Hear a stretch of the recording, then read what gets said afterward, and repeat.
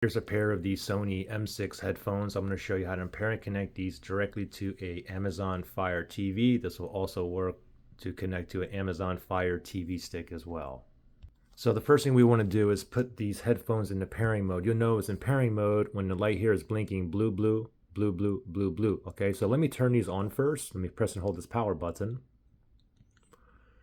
Now it's turning on here, and I need a blue, blue, blue, blue. Mine's blinking blue, blue, blue. The reason is because it's paired to a different device. So for me, I have to manually put this in a pairing mode. So let me turn these off first. I'm going to press and hold that power button for a few seconds. Now it's off. Now for me to manually put this into pairing mode, I'm going to press and hold that power button until the light here starts blinking blue, blue, blue, blue. Okay, ready? Power button, press and hold. Now keep holding. Wait. Wait. Blue, blue. Blue, blue. There it is. Now it's in pairing mode. Now let's hurry up and shoot over to our TV here. And you want to go to the settings. So click on the home button. And then you just want to go all the way over. Right there. And then you just want to go down.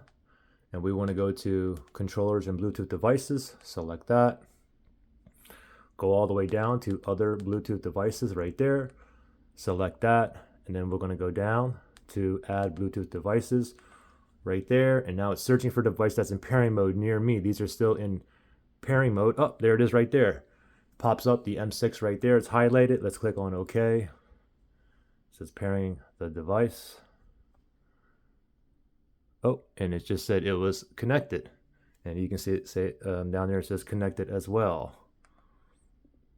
And there you go. We can see that we're connected because the M6s, when I go to it, it says I know I'm connected because it says I can disconnect by pressing select. If I go to my AirPods Pro, which I'm not connected right now, it says connect. If I go here, it says disconnect. So I know that my headphones are connected.